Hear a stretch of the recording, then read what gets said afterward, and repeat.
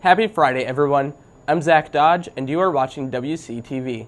Yesterday was the first day of October, and that means we have officially made it through our first full month of school. We've even had our first standardized test of the year, the MAPS test. So now, it's pretty safe to say that you should be in the swing of things. On our first episode, we expose you to a few of our new staff and faculty. Now, here's the rest. This year, WCHS is welcoming a few new people to the building. If you have any questions for them, hopefully this will answer a few. My name is Katie Elliott. I teach general science, biology, and astronomy. My name is Sally Greenfield. I'm a counselor here at Webster City High School. My name is Mr. Urich. I teach general science, applied chemistry, and environmental science. My name is Tiffany Carter. I am the assistant in the media center when Mrs. Hauk is gone. My name is Kathy Oswald. I am Mr. Jor's secretary. Hopefully some of the questions you had for the new staff have been answered. This has been Carter Smith reporting for WCTV. By now, all the teachers look pretty familiar to me, and so does the school. Most of you know that we participate with Iowa Central for a dual credit program, but have you heard of the Career Academy? Tyler Gifford went to Eagle Grove to check things out. WCHS is participating in the Iowa Central Community College Career Academy, a regional institution that allows high school students to participate in college courses that aren't offered here at the high school.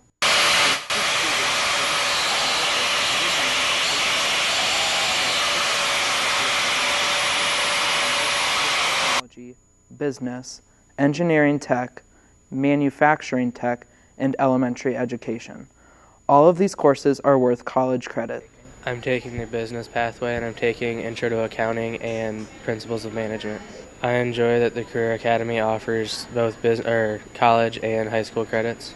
I enrolled in the Career Academy because it gives college credits now instead of having to pay for it later. Yes, because if you can't afford college right now, then it's easier to get some of it done and not have to pay as much. The Career Academy sounds both educational and fun. This has been Tyler Gifford reporting for WCTV. I would like to congratulate our football team for beating the Greene County Rams in a thrilling 36-34 win that came down to the wire last Friday. Cross country ran in Algona last Monday. The boys placed 6th, while the girls placed 8th. Volleyball won in 3 sets on Tuesday at Clarion Goldfield. Before their meeting on Tuesday, the two teams were 1-1 in head-to-head competition this year at weekend tournaments. Football kicks off tonight at 7:30 in Iowa Falls for their homecoming game. Cross country runs tomorrow at South Hardin at 9 a.m. What exactly goes into preparing for a race? There's no better way to find out than asking cross country runner John Brandt. If you're the 1% of people who enjoys running, then cross country might be for you. Head coach Tony Busson has an inside scoop of what it's like to run a meet for cross country. Typical meet routine, it starts, as you know, 2 days out in terms of what you eat, drink, how you sleep, your mental focus, what you're setting goals to achieve. Night before, it's about finishing, topping off the fuel tank, hydrating, being sure that you get all the school details, family details, work details taken care of so that you can focus on getting a good night's rest and coming to the meet ready to perform. Meet day, as far as a routine physically, 40 minutes out, we want people to take care of their restroom needs, say hi, say goodbye to mom and dad and anybody that's there to support them. Get with their teammates, get in a good 15-minute warm-up, break a sweat, get to camp, spike up, stretch anything that's a little tight. 10 minutes out, we want you on the starting grid. We want you warming up with your team and light strides at what you expect to go out at, walk back. Of course, run a great race, compete your buns off. Afterwards, we want you to get your spikes off and then get in a good cool-down run, maybe a couple miles. Thanks, Buzz, for sharing that information. This has been John Brand for WCTV. Thank you, John. We have a lot more good things going on at our school, too. It's that time of year again when Dance Marathon fundraising starts, and we also need to start looking at political candidates. Here's Elise with Dance Marathon and Chris with Bernie Sanders. Many of us are familiar with Webster City High School's annual Dance Marathon, but a lot of us don't know what it is or who it's for or where the money comes from. So I caught up with some members of Student Council's Dance Marathon Committee to get the inside scoop on fundraising and what Dance Marathon's really all about. Dance Marathon is an activity that we do to help raise money for the Children's Miracle Network. The Dance Marathon Committee from the Student Council goes around to local businesses informing and asking if they would like to donate. You go to the gymnasium, the PE gym, and you learn a dance. Every hour on the hour you do that dance and you hear a story about a kid that's been at the hospital. And there are all types of games. There's 9 square, there's ping pong, volleyball, there's food outside in the hallway. You can't sit down for 5 hours in order to sympathize with the kids. If they can put up with, a lifetime of illnesses, then we can stand up for 5 hours. It's helped out a couple of local kids here, so it's a really big help. Students can get involved by giving $30 and then going to the Dance Marathon activity that we have in April. If you wanted to help out in any other way, I would talk to Mrs. Ryan.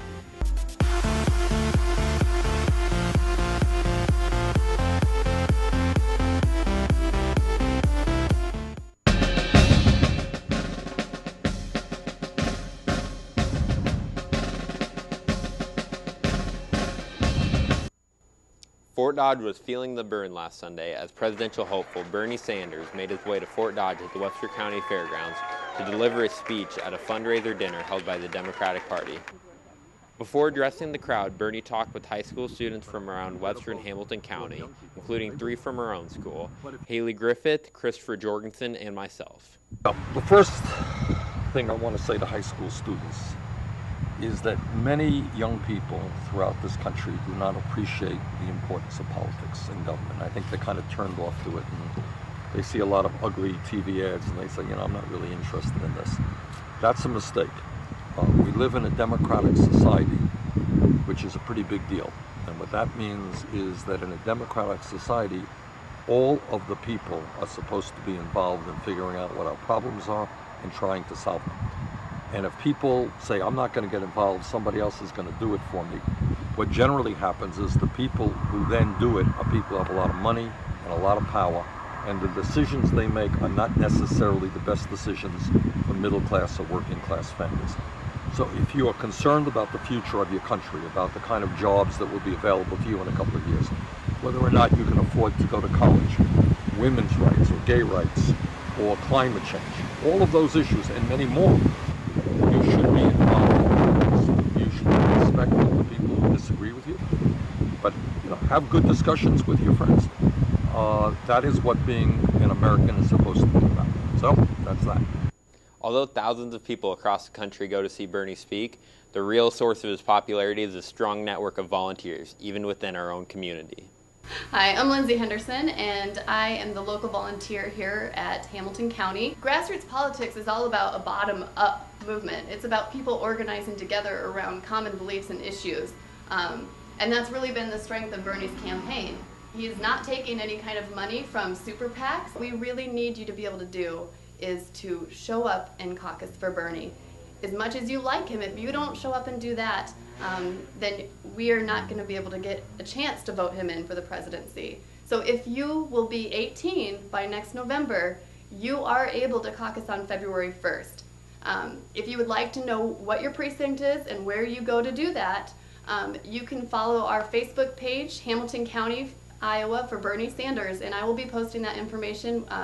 The Hamilton County Democrats are securing those locations now. So, it's absolutely important that you do get involved now. If you can come out and volunteer, that would be great. If you want to host parties, like I said, it's grassroots, so you can do that. You can organize that with your friends. But most important is if you're going to be eligible to vote in November, that you get out and caucus on February 1st. The grassroots movement is a big part of Bernie's campaign, but what are the issues that makes people so eager to get involved?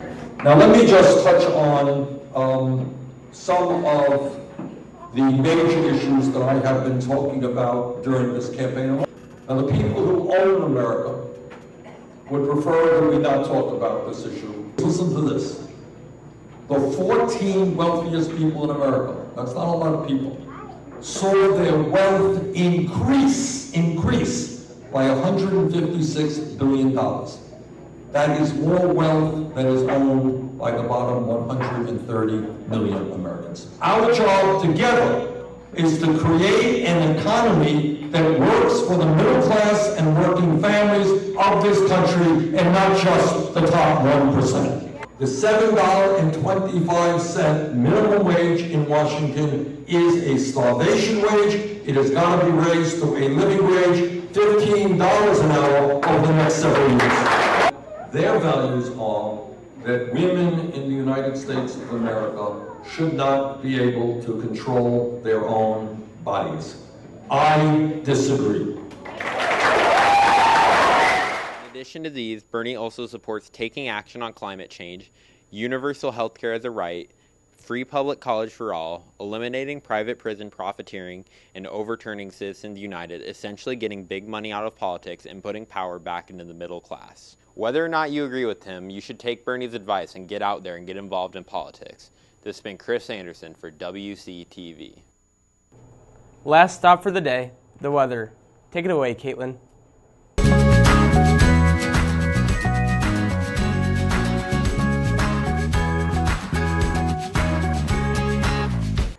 Hello, it's your weather woman, Caitlin Seeley, with your weekend weather. Tonight will be mostly clear with a low around 38 and winds up to 10 miles per hour. This Saturday will be sunny with a high near 64, a low around 39, and winds up to 11 miles per hour.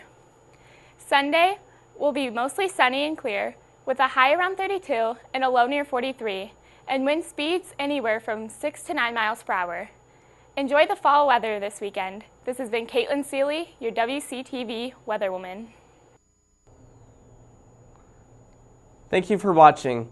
On next week's show, we will have a feature about the Opus Honor Choir, a What's Your Story About Peru, an applicable app, and some cooking.